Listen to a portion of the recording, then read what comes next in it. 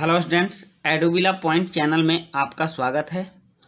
और संडे की छुट्टियों के बाद एक बार पुनः हम आपकी वर्कशीट लेकर आए हैं और आज की वर्कशीट है वर्कशीट नंबर 104।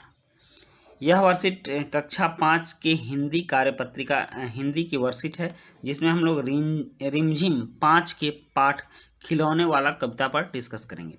और इसमें हम लोग तुकांत शब्द जानेंगे। तुकांत शब्द क्या है तो इसके बारे में मैं आपको आगे बताऊंगा। तो चलिए, वर्कशीट शुरू करने से पहले मैं आपको बता दूं कि आपने अगर अभी तक चैनल को सब्सक्राइब नहीं किया है तो आप चैनल को सब्सक्राइब जरूर कर लें और बेल आइकन का बटन भी दबा दें, ताकि सारे वीडियो के नोटिफिकेशंस आप तक पहुंचते रहें। तो चलिए शुरू करते हैं। कह रहा है, नीचे लिखी कविता की पंक्तियों को ध्यान से पढ़िए। इसको पढ़िए, क्या लिखा है। कह रहा है, संतुलित आहार के बारे में यह कविता लिखी गई है। कह रहा है, बच्चों फल और सब्जियां खाकर अपनी सेहत बनाओगे, पिज्ज़ा बर्गर चाउमीन खाकर अपनी सेहत गिराओगे। ये सही बात कर रहा है कि आप फल और सब्जी जब खाओगे तो आपकी सेहत बनेगी, सेहत अच्छी होगी। पिज़्ज़ा बर्गर और चाउमीन अगर खाओगे तो आपकी सेहत खराब होगी, पेट में कई तरह की बीमारियां भी होंगी। दाल रोटी हैं गुणों की खान। दाल रोटी प्रोटीन वाला भोजन होता है, रोटी में फाइबर भी होता है और ये काफ़ी शरीर के लिए फ़ायदेमंद होता है। इनसे शरीर बनता बलवान और शरीर भी इससे मजबूत होता है। दाल रोटी फल सब्जी खाना, खूब अच्छी सेहत पाना। और दाल रोटी फल सब्जी अगर खाओगे तो सेहत अच्छी रहेगी, शरीर मजबूत रहेगा और हृष्ट पुष्ट शरीर के तुम मालिक बनोगे। इनमें प्रोटीन विटामिन भरपूर, बीमारियों को ये रखें दूर। और इनमें प्रोटीन भी मिलता है, विटामिन भी मिलते हैं, ये बीमारियों को तुमसे दूर रखेंगी। संतुलित आहार जब खाओगे अच्छा स्वास्थ्य पाओगे। अब कह रहा है कि बच्चों, क्या आपने देखा कि ऊपर लिखी गई पंक्तियों के अंत में आए शब्द बनाओगे, गिराओगे, खान बलवान, खाना पाना, भरपूर, दूर, खाओगे, पाओगे एक समान लय के हैं। तो एक समान लय वाले शब्द तुकांत शब्द कहलाते हैं, मतलब कि एक ही जैसे अंत वाले शब्द कहलाते हैं। तो ये थे सभी एक समान लय वाले शब्द। अब यहाँ कुछ दिया हुआ है। प्रश्न एक है कि नीचे दिए गए चित्रों में से उन चित्रों पर गोला लगाइए जिन्हें खाना आपकी सेहत के लिए अच्छा होगा। तो क्या क्या अच्छा होगा। यहाँ लीची है तो ये खाना अच्छा होगा, दाल खाना अच्छा होगा और भिंडी खानी अच्छी होगी।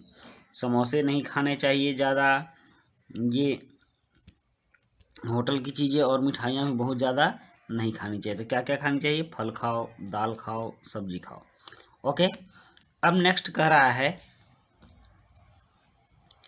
कि यहाँ प्रश्न 2 है कि क्या आप तुकांत शब्दों का प्रयोग करते हुए खिलौनों से जुड़ी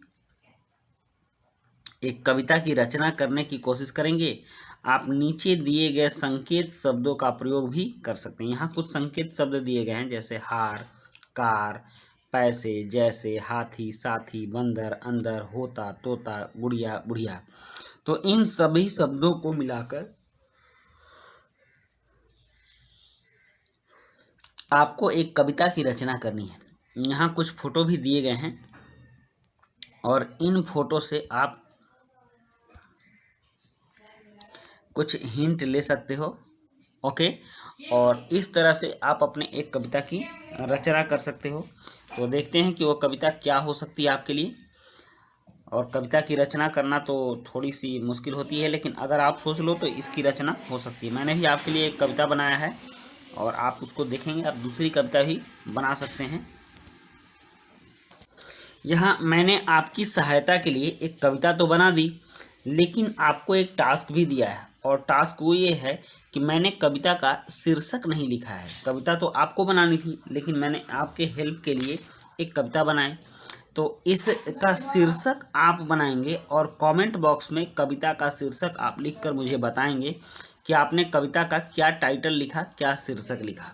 ओके। तो चलिए, इस कविता को हम पढ़ना शुरू करते हैं।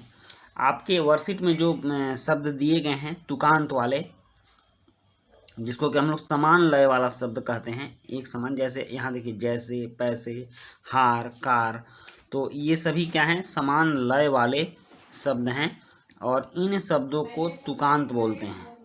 ओके, तो इन तुकांत शब्दों की सहायता से हमको एक कविता की रचना करनी है। तो चलिए उस कविता को देखते हैं। इसका टाइटल आपको देना है और टाइटल को आप कमेंट बॉक्स में लिखेंगे भी कि आप लोगों ने क्या क्या टाइटल दिया, इसके लिए इस कविता का नाम क्या दिया। चलिए। कल मेरी लगी लॉटरी जैसे, हाथ में आए बहुत से पैसे। जब किसी की लॉटरी लगती है तो हाथ में पैसे मिलते हैं, बहुत पैसे होते हैं।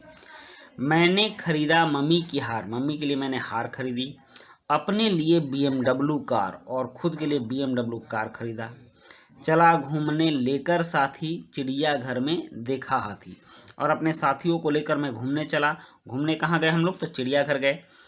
गया जब मैं जू के अंदर, जू मतलब चिड़ियाघर के अंदर जब मैं गया, वहाँ बैठे थे बहुत से बंदर और वहाँ पर बहुत से बंदर बैठे हुए थे।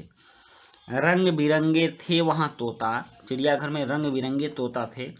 देख शेर को डर गया होता, और शेर इतना विशाल था कि अचानक से देखने के बाद तो मैं तो डर ही गया होता। फिर हम लोग जू के बाहर आते हैं। जू के बाहर बैठी बुढ़िया बेच रही थी सुंदर गुड़िया। तो ये आपके तुकांत वाले शब्द हो गए, समान लय वाले शब्द हो गए और इनसे से बहुत ही अच्छी कविता बन गई है। तो आप इस कविता का शीर्षक जरूर लिखेंगे और कमेंट बॉक्स में आप मुझे बताएंगे कि आपने इस कविता का शीर्षक क्या दिया है।